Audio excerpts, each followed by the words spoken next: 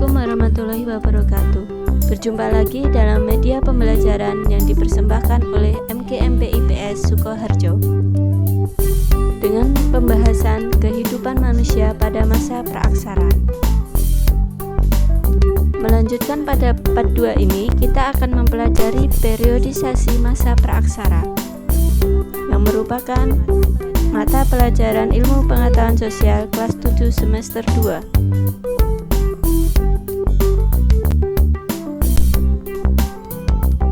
Sebelum itu, kalian harus tetap ingat untuk tetap disiplin 3M ya anak-anak.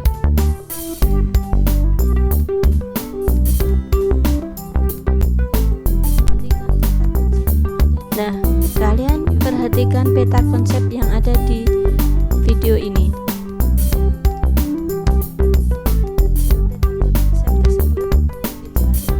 Dalam peta konsep tersebut, itulah yang akan kita pelajari hari ini. Adapun tujuan pembelajaran hari ini yaitu kalian bisa membaca sendiri ya anak-anak.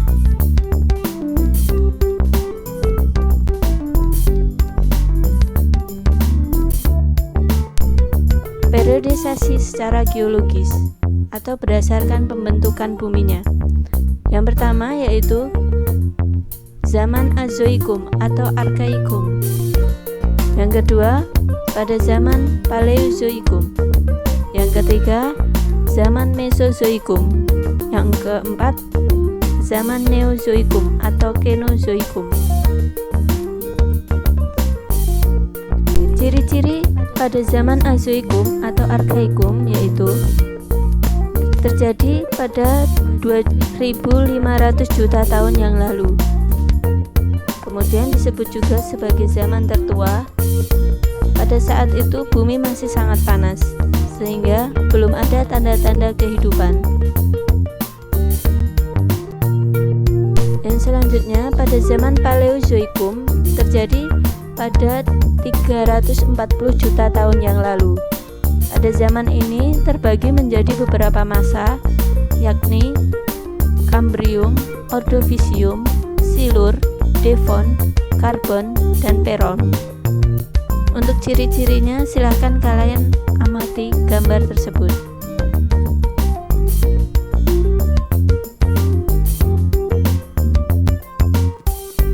Dan selanjutnya pada zaman Mesozoikum terjadi pada 140 juta tahun yang lalu. Pada zaman ini disebut juga sebagai zaman reptil, di mana hidup hewan-hewan yang berukuran besar seperti dinosaurus, Acanthosaurus, dan Tyrannosaurus. Yang keempat, Neozoikum atau Kenozoikum memiliki ciri yaitu terjadi pada 60 juta tahun yang lalu. Kemudian terbagi menjadi dua masa, yakni tersier dan kuarter.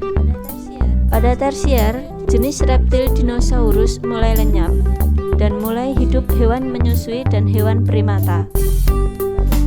Pada kuarter, mulai ada manusia. Untuk penjelasannya, pada tersier itu masih terbagi menjadi beberapa zaman, yakni zaman Paleosen, zaman Eosen, zaman Oligosen, zaman Miosen, dan zaman Pliosen. Silakan kalian amati ciri-cirinya.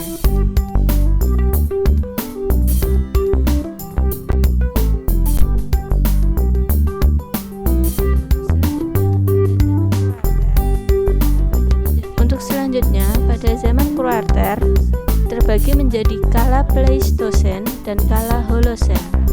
Pada kala Pleistosen, es di kutub utara mencair dan menutupi Eropa Utara, Asia Utara, dan Amerika Utara. Untuk kala Holosen, diperkirakan awal kehidupan manusia pertama kali di muka bumi.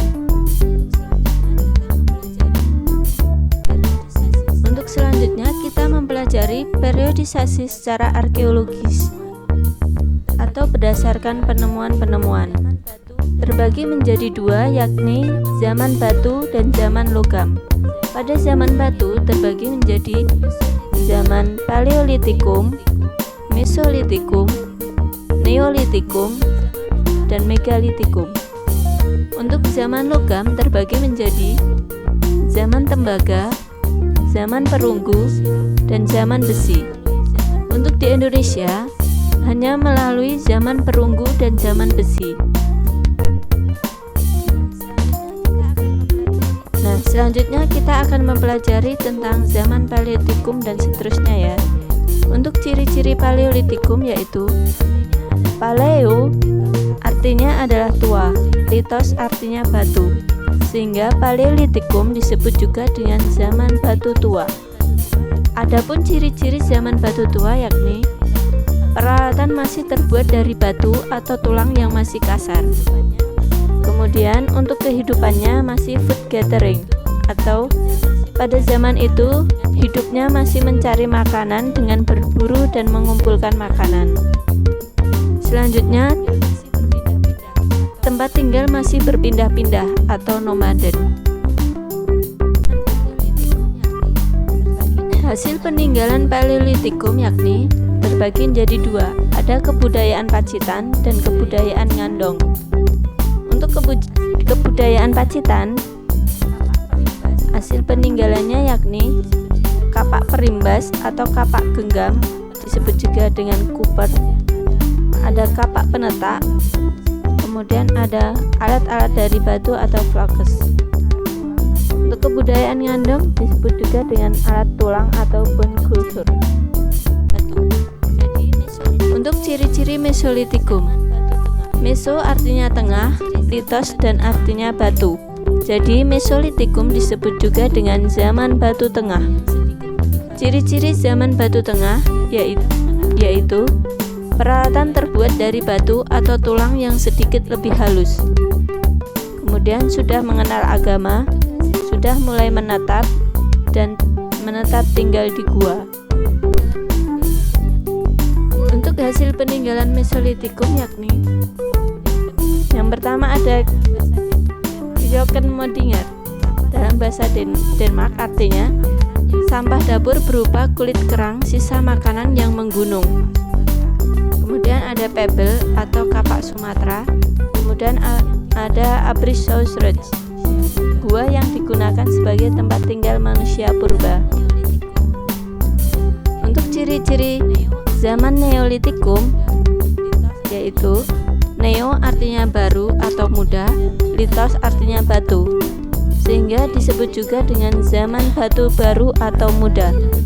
Ciri-ciri zaman batu muda yakni peralatan sudah lebih halus dan rapi, kemudian sudah food producing, kemudian telah mengenal perhiasan, telah mengenal pakaian dari kulit kayu, sudah mengenal kepercayaan animisme dan dinamisme, kemudian tinggalnya sudah menetap atau sedenter. Adapun hasil peninggalan Neolitikum yakni kapak lonjong, kapak persegi, mata panah, gerabah, dan perhiasan. Selanjutnya kita mempelajari Megalitikum. Mega artinya besar, litos artinya batu, sehingga Megalitikum disebut sebagai zaman batu besar. Adapun ciri-ciri zaman batu besar yakni menghasilkan bangunan batu yang besar-besar, kemudian sudah terdapat tradisi religi atau keagamaan yang berkembang secara pesat.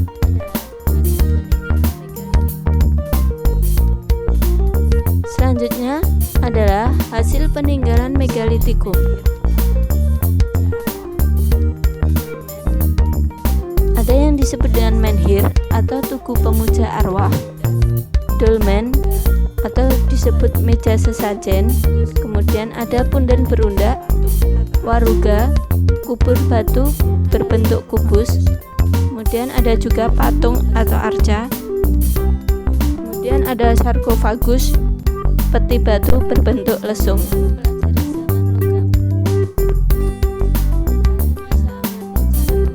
Nah, kita Selanjutnya mempelajari zaman logam. Kalian bisa amati cara pembuatan alat yang terbuat dari logam dengan teknik Agir, Verdiu, dan bivalve. Hasil peninggalan pada zaman logam. Yang pertama ada Nekara, Moko, Candrasa, Tepak Corong, dan Bejana Perunggu.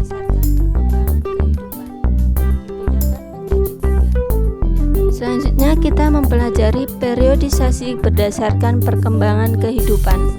Dibedakan menjadi 3, yakni yang pertama masa berburu dan mengumpulkan makanan, yang kedua masa bercocok tanam, yang ketiga masa perundagian. Masa berburu dan mengumpulkan makanan.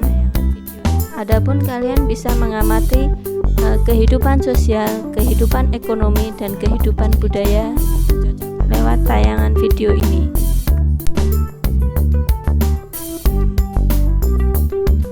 Adapun ciri-ciri masa bercocok tanam.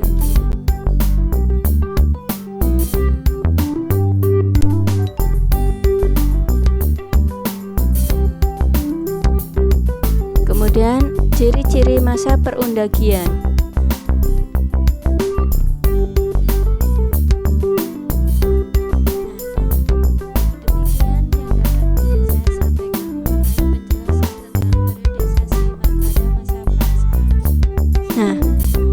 Demikian yang dapat saya sampaikan mengenai penjelasan tentang periodisasi pada masa praaksara. Semoga bermanfaat.